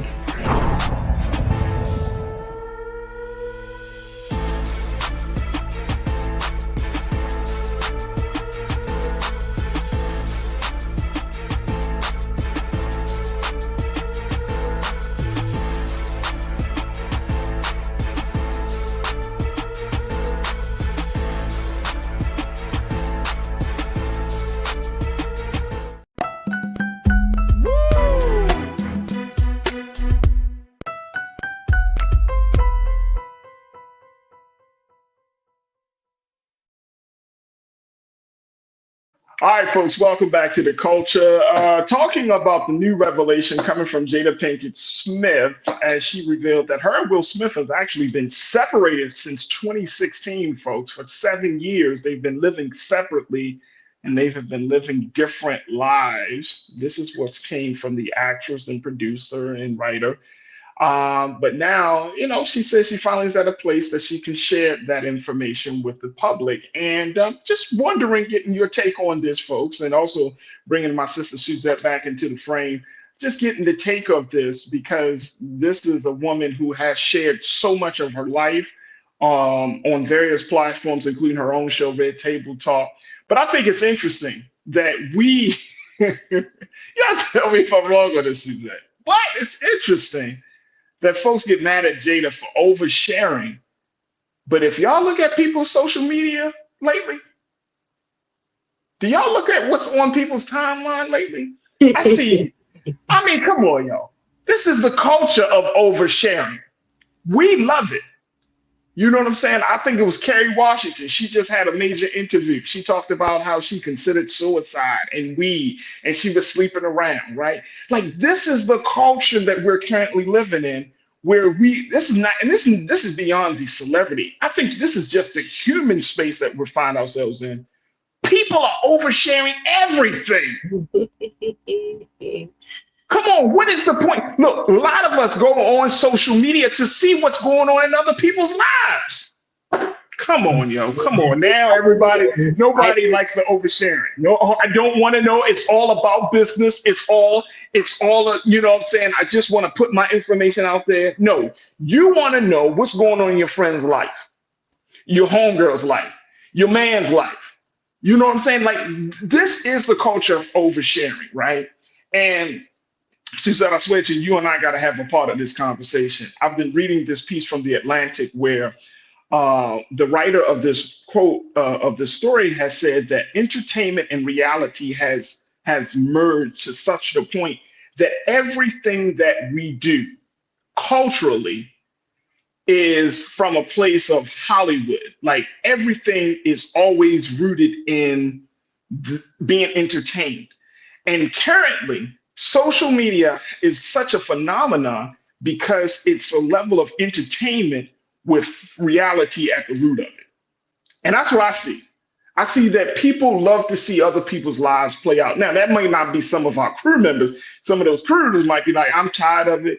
But that must mean you don't go on social media, because y'all don't tell me y'all don't entertain. Anytime when Kurt Franklin talked about his situation, people were on it. Every time there's a situation, whether it's a celebrity or non-celebrity, in time to somebody's life, there's this voyeuristic type of view that we start to take. People want to know about other people's lives. That is our form of entertainment. Nobody can tell me different. You can't tell me differently, Suzette. No, I think there are forces. You be looking at me like Farajii. No, I don't disagree. I'm just saying that there are forces that are promoting this type of mentality. I agree with you that social media has become such an intrinsic part of our day-to-day lives for those of us who are almost, from just users to literally addicted to it because it was designed for that.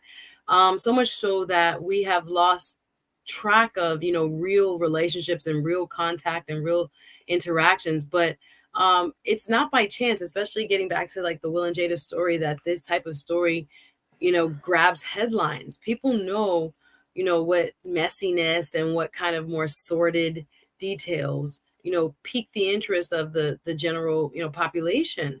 And if we're not careful, we oftentimes, I think, spend too much time. It's not a critique, just an observation, you know, kind of dabbling in things that don't really have the deeper significance they should have to us, because again, we don't know these people. It's just any, you know, human drama going on that I think one person in the chat said, just like our aunties and uncles had their family business that we didn't know about till we got of age and that kind of thing. Like we survive because we are a communal people. We survive. I'm talking about the human race because we are wondering what happened to somebody, and storytelling is powerful. So learning from that story helps us survive and teach a lesson, you know, to others. So I think it kind of does appeal to our very nature when it comes to understanding other people and trying to put pieces of puzzles together and figuring out the characters, etc. But I think we also have to be careful that it's not appealing to more of our, what the Supreme Court calls our prurient nature, where we're just looking at it because it's salacious and, you know, it's titillating and, oh my gosh, I cannot believe they're not perfect. Too late. But if you're not conscious of that within your own self-awareness, you can start to just ingest that without, you know, any kind of thought, any rhyme, any reason, and you're not evolving. You are kind of, you know, a consumer, if you will. And people want eyeballs of consumers. People want us hooked on, you know, information that doesn't really affect or better our lives, but entertain. And they have been, again, skillfully creating apps, skillfully creating, you know, across social media, things that have us glued to entertainment without actual substance. And so we have to be really aware of that, even though I do think there's value in some of the conversations we're having today on the culture about this type of relationship. I think it kind of allows us to understand that, you know, marriages are a journey and that no one is perfect. Even the most idealized couple has their issues. No wonder we've been hearing so much when she posts about Tupac, because people are like, you have a husband, why are you posting about Tupac? Well, in her mind, she's already moved past certain things because they haven't been, you know, living in the same home. So I think it gives us a better idea that, you know, people can define relationships for themselves. But when you're a celebrity, you have a lot more pressure and, again, a lot more dollars. And the marketing around you has always been stronger when you're together. And therefore, you know, you just keep pretending, you keep going, you keep making the public appearances so people think you're one thing. I think that's also very true for us as individuals. I don't think reality meaning, you know, everyday life. I think it's curated reality, what you want to believe about you or to see about you. I don't believe, and we should not believe everything we see on social media, because clearly you can have the Oscars picture and then the slap comes 2 minutes later, and then the book comes 2 years later telling you, well, we have been together, so that's that. So oftentimes we get kind of caught up. We just have to, I think it can be an escape, but we also have to keep ourselves grounded and know that we need balanced, substantive conversation and information to build with, and not to be so consumed and carried away with, again, the frivolity, some would call it, of you know, gossip and rumor and things like this. To your point, are not just being pointed in that direction because we got serious issues we got to do. To your point, and I agree with you, that's not where the only part I push back on is that the culture right now is about the gossip. It's salacious, right? The culture right now is about somebody's life being either brought up or somebody's life that's down. That's the culture.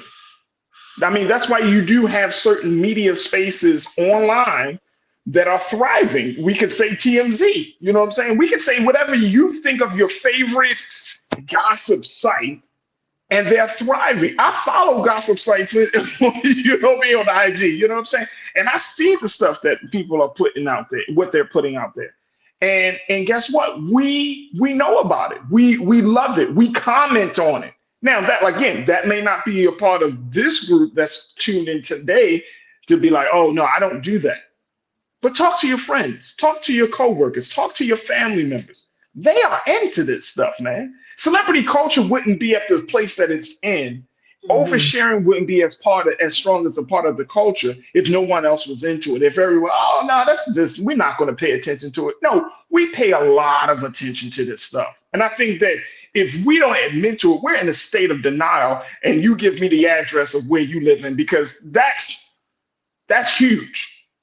Farajii, when it comes to, don't mean to cut you, but when it comes to media and public relations, what people see most often, they believe.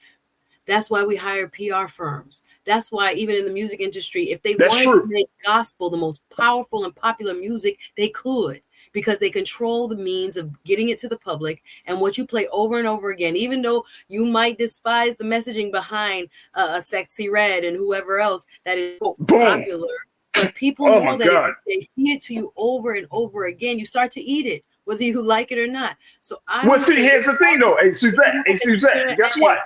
What comes first? If you're giving me gossip and you're not giving me full evolved substance in Black spaces, I think of myself as I am gossip. I am not gossip. This is what is being provided. So what you're saying, but and trust me, I'm not disagreeing with you. I'm just saying that there needs to be a conscious, deliberative effort to push back on that level of propaganda. Can we use that term? Yes, propaganda. You know what I'm saying? Like, we're not pushing back on that propaganda, because look, we could talk about certain things. We as individuals have to seek balance. When you eat your diet every day is a lot of gossip. You have to say to yourself, wait a minute, what about my life has improved? If nothing has improved, what can I get? Where can I get real information? Black Star Network, to look at other parts of myself that I don't know about, other issues that I don't know about, things that I hear, maybe a friend or someone at work, a coworker mentions, I should learn a little bit more about. We got to work on making ourselves smarter so we're more competitive. And again, to know about a lot of different things is better than to just be focused again on one type of information. Get your gossip in if you want. Because I'm not saying don't do it. I watch the Shade Room every now and then. I look and I flip and I see what pop culture is saying. That's true. But we have to also demand in Black spaces that don't just give me entertainment and music news. I think when you see those sites also pop up with what happened in Congress and who voted on what, you look at the comments. Plies himself, the rapper, has also dabbled into the discussions about politics, and he gets a lot of response. Black folk also want that elevated conversation. Hey, but see, here's the thing, though. Here's the thing. Feeding us is a cheap diet, so they can sell us these terrible rapists and corrupted children. Hey, sorry. Look, we got to take. Let me. No, it's all right, Suzette. You always go off on me in the show, so I'm not. This is not surprising. Look, I got to take a quick pause. When we come back, let's talk a little bit. Let's just wrap this thing up in a nice bow. Folks, stay with us. It's the culture here on the Black Star Network.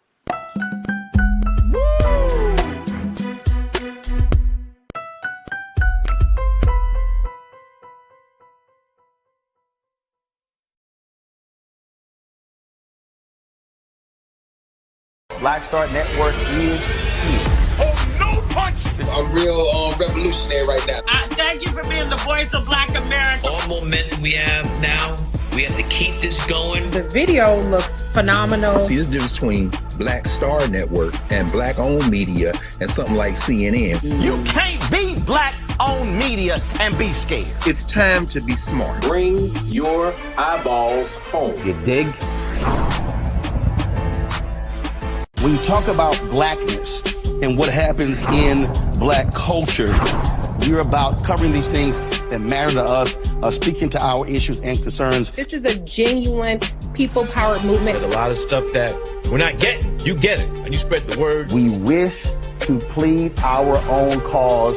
Too long have others spoken for us. We cannot tell our own story if we can't pay for it. This is about covering us. Invest in Black-owned media. Your dollars matter. We don't have to keep asking them to cover our stuff. So please support us in what we do, folks. We want to hit 2,000 people, $50 this month, raise $100,000. We're behind 100,000, so we want to hit that. Y'all money makes this possible. Check some money orders. Go to P.O. Box 57196, Washington, D.C. 20037-0196. Cash App is $RM Unfiltered. PayPal is R Martin Unfiltered. Venmo is RM Unfiltered. Zelle is Roland at RolandSMartin.com.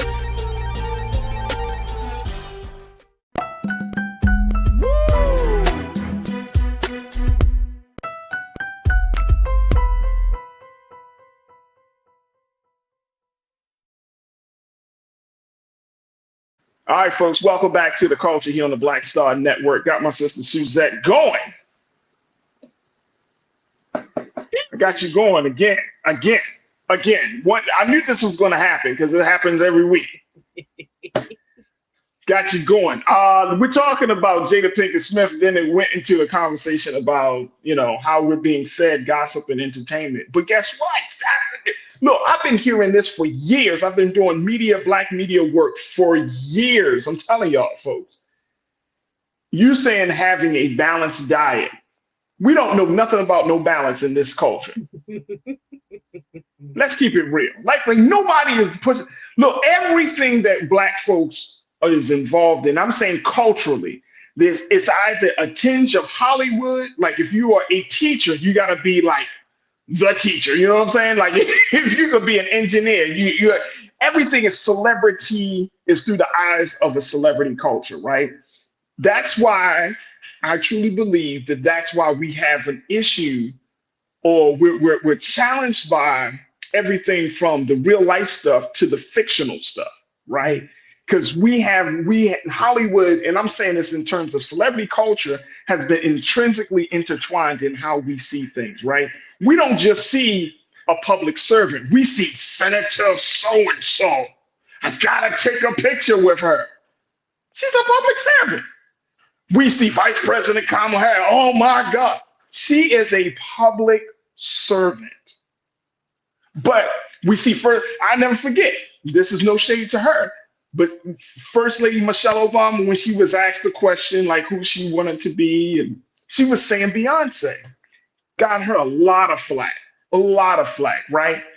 But there is this blurred line between reality and entertainment that we're seeing more and more of, right?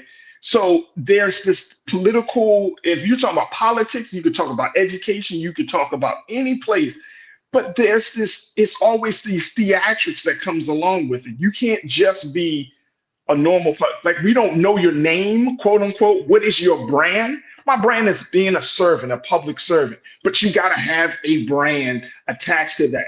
So my point is that like we're in this space that as much as we push back, right? How many of us are going to actually just divest ourselves from consuming this type of content?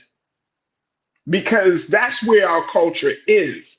Now we get mad at people for oversharing and for being exclusively like just open, right? We get mad at them. But look at the culture that we're in. How do you want to get mad at somebody for being a product of influences they have no control over? Well, they don't have control over that. I do think there are many of us and Black folk in our community that do make a conscious effort to go beyond what people are trying to feed us, metaphorically speaking. And that's why channels like this exist. That's why there are creators who have support when it comes to substantive discussion, when it comes to understanding real issues, both interpersonal, right? Just because we talk about relationships and other things, those are real issues for us too. How to make sure we understand the dynamics of men and women and families and those type of things. Those things help elevate the community as well. Those have its place as well when it comes to the mental health piece and advocacy and discussions that we've been able to use these platform like Mr. Martin's here and others to talk about. That has helped shift the culture as well. What we're saying is I'm saying that there is a place for the entertainment side of us, because again, we are very talented people and we have many layers to us. And again, we are trend setting when it comes to arts and culture, music, and beyond. But we have to also understand that we are also scholars. We are also and I agree with you, Suzette. Suzette, I agree. Have such a vision for what this country, what other places, other things that we discuss here can be. So much so that we have to respect all of it and seek it out. And when we do see media and other types of informational outlets highlighting those things that we want to see, we got to support it. Because if not, the eyeballs, they not lying. The eyeballs gonna go where there's Black information. And if it's always centered around music and Hollywood and all that, and again, not to diminish those contributions, but we are more than our entertainers. That is not the only leadership we want in the Black community. We want, I agree, well-rounded voice or voices to come to the fore. But yeah, it's cheaper, and it also keeps us more controlled when it's only this small group and tidbits about people's personal lives as the driving factor of what mainstream considers Black media. No. When it came to understanding dynamics of our country from its inception, the folks who started the first Black newspapers, the first people who started the first Black information givers understood their power, and we still have it. We just got to continue to cultivate that side of our audience. And again, you have to kind of get what they say, more flies with honey and vinegar. You got to have a little honey. I get it. Can I speak to that? Can I speak to that? But can I speak to that very quickly? People real meat too. And look, can I speak to that? Sure. Real quick, we use celebrities as a driving force to bring our people in, right? Like, celebrities aren't there to just perform or do whatever, their talent is, but they're used as spokespeople. And we know that. We kind of bank on that. So if I have a celebrity guest on the show, right, then guess what's going to happen? People are going to come and watch the show. Now, even though the celebrity guest may not be the most knowledgeable about a situation, right? You know what I mean? Like we have people. You mentioned Sexy Red. Like, she came out the other day and said that Trump should be back in office, right?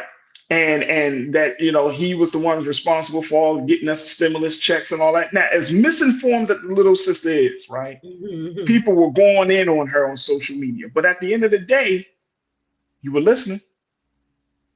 See, you see what I'm saying? Like, you were there, you were listening. They're not giving us nobody else. No, see, they don't have to give us anybody else. We got to cultivate new people. I agree with that. And here's the thing. When we do cultivate people, if the person doesn't appeal to our entertainment side, right? The things that I think that made Obama such a phenomenon is because there was this level of entertainment. Like, his story and who he was, and it just all kind of played into the moment that he was elected as the first Black president. And he has this beautiful bright teeth and white and beautiful smile, and he got, like, it fit. Well, he was also a man of substance. But the substance is going to be kept to a minimum, because our culture, I truly believe our culture does not reward those of us to think critically. And I don't think that. I don't think so. Our culture, and I'm saying Black culture, right? If you go to any Black website, go to any of your favorite Black websites, I'll tell me what the first couple of headlines are.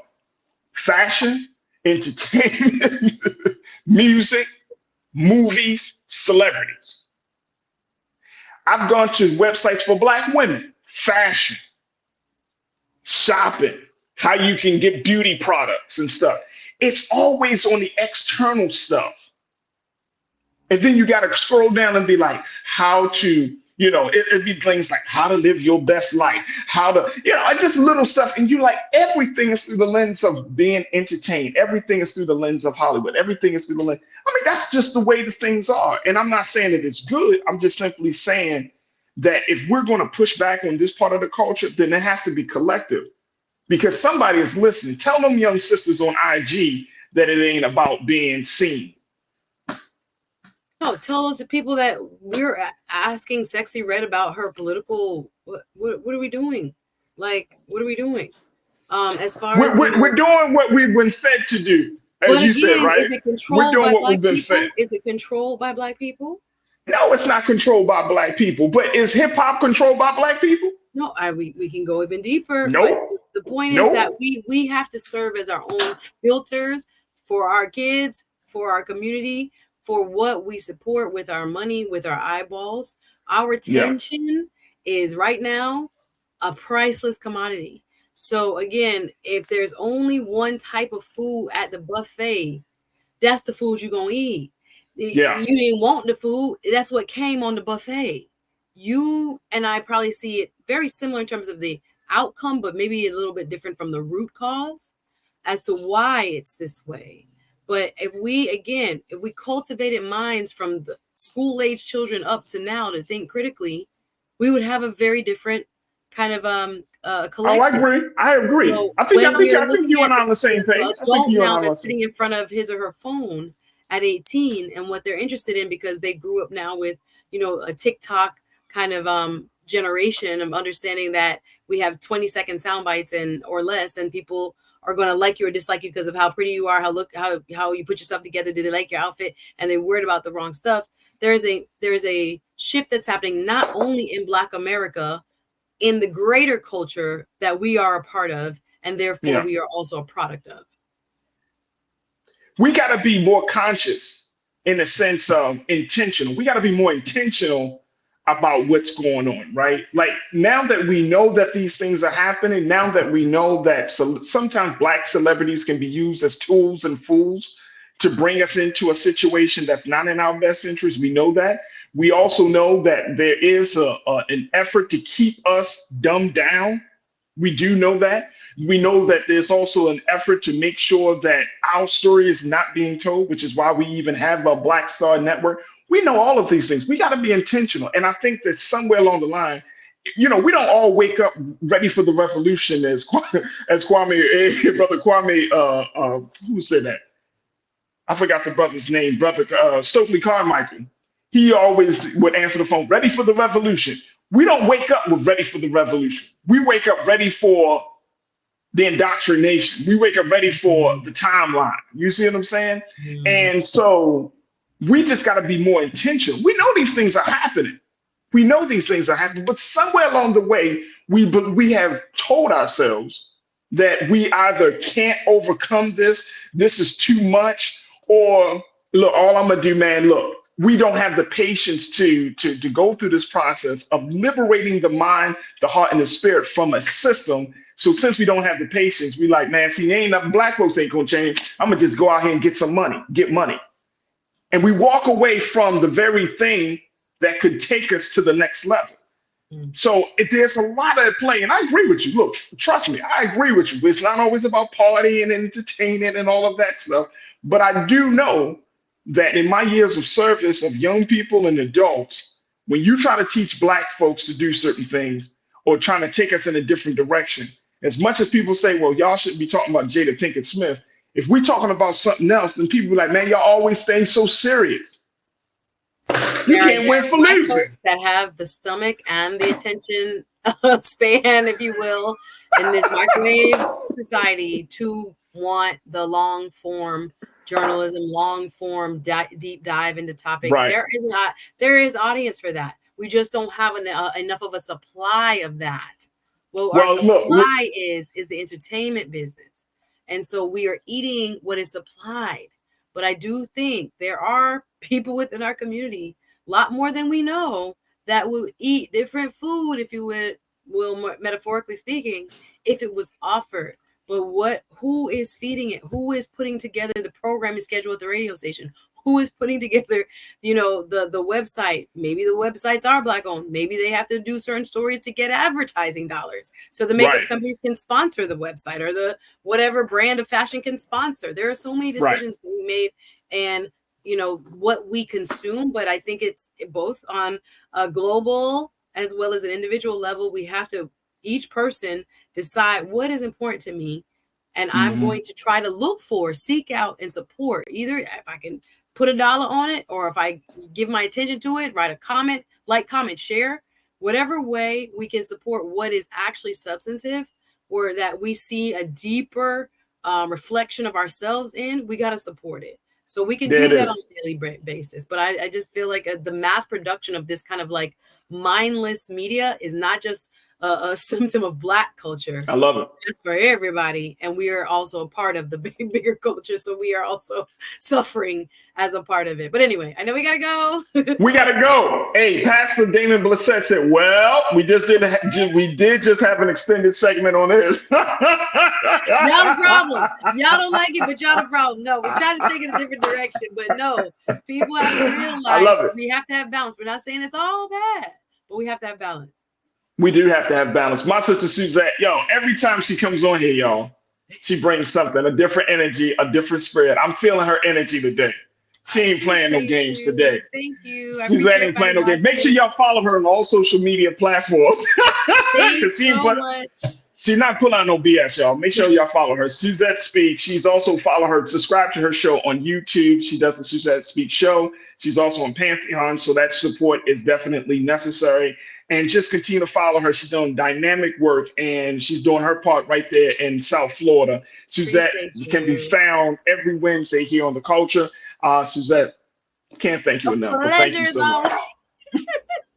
Thank you. We need these robust conversations. Hope you guys enjoy. No doubt. No, thank you. Yes, ma'am. All right, folks, that's going to do it for us. I want to thank each and every one of you for joining us in the discussion. Big shout out to my online culture crew. Oh my gosh. Truly, truly appreciate each and every one of you. Big shout out to my production team, Joe, Shannon, Lisa, Maddie, Chris, my man, King Keenan.